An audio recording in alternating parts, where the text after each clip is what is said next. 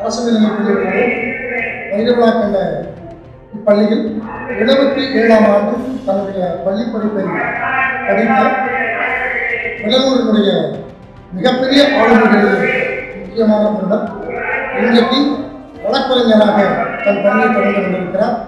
மேலும் இந்த வைரவிழா நிகழ்வினுடைய முக்கிய அங்கமான வைரவிழா நிர்வாகக்குழுவினுடைய செயலராக இருந்து இந்த மிகப்பெரிய விழாவை நடத்தி கொண்டிருக்கின்ற மரியாதைக்குரிய நாகராசன் அவர்கள் நம்மை முன்வைக்கிறார்.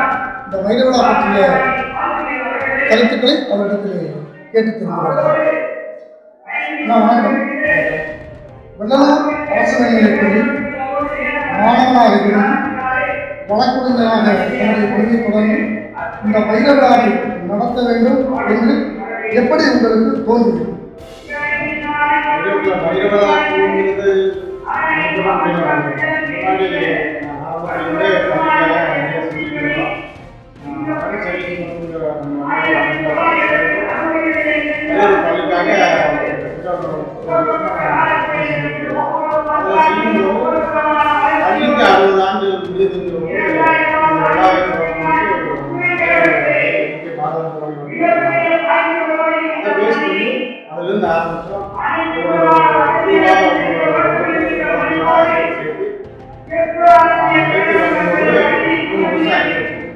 கடந்த ஆண்டு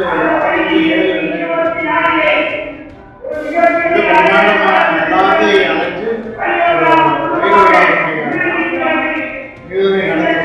அந்த நினைவாக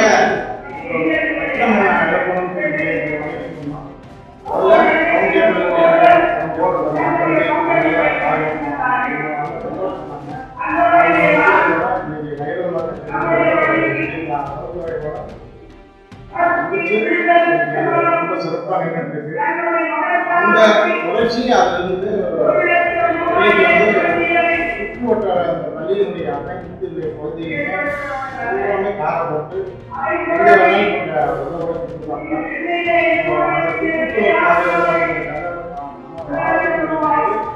அவங்களுக்கு நல்ல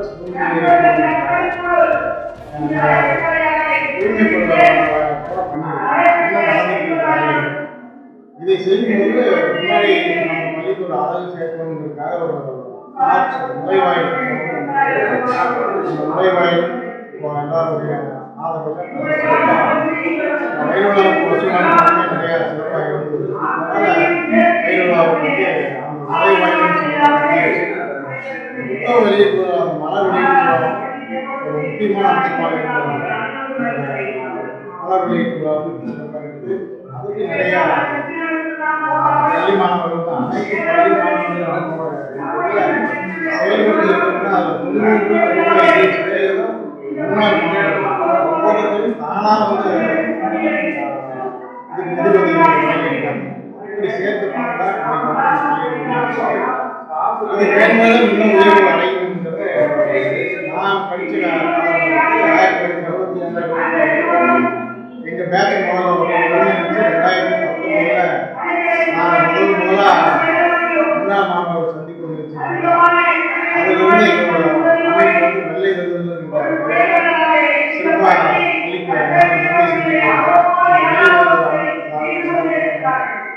பள்ளி மேல சின்ன சின்ன காரியமா இருந்தாலும் நாங்கள் அதுக்கு வந்து சப்போர்ட் பண்ணுவோம். பள்ளிக்கு எப்போ இருந்தாலும் அதுக்காக நாங்கள் சப்போர்ட் பண்ணுவோம். இன்னும் முடிஞ்ச வரைக்கும் நாங்கள் 10,000 ரூபாய் மினிமம் 25,000 வந்து செக் பண்ணி கொடுக்குறாங்க, கேஷ் கொடுக்குறாங்க. அப்புறம் அரசு ஊழியர்களாக இருக்கிறவங்க வந்து எல்லாருமே டீச்சர்ஸ்லாம் 10,000 ரூபாய் சொல்கிறாங்க. உடனே ஒரு ₹100 எடுத்து தர்றாங்க. அதாவது முதல் மாதம் எல்லாரும் வந்துட்டாங்க அப்படிங்கிற எல்லாமே கிடையாது. இந்த வசூலுக்கு மட்டும் நான் பார்த்துருக்கேன். பள்ளியில் கூட பேர் சொன்னதுமே அடுத்த நிமிஷம் யாருமே ஆதாரமே இல்லாமல் கொடுக்குறாங்க. இந்த புத்தகத்திலே பார்த்தீங்கன்னா தானா சேர்ந்த ஒரு பக்கம் எழுதிப்போம், நம்ம போட்டுருக்கலாம். அது மாதிரி வந்து வெளிநாட்டிலிருந்து இந்த நிகழ்வை தெரிஞ்சதுமே உடனே அங்கிருந்து குழந்தை டெபாசிட் பண்ணுறாங்க. அதாவது பேங்க் அக்கௌண்ட் ஓப்பன் பண்ணி எங்களுக்கு பேங்க்கு கொடுத்துருந்தோம். அந்த பேங்க்கு பார்த்தீங்கன்னா தானாக வந்து பணம் வருது. யாருங்கிறது நாங்களே பேச பண்ணி அப்படிதான் பார்க்க முடியும்.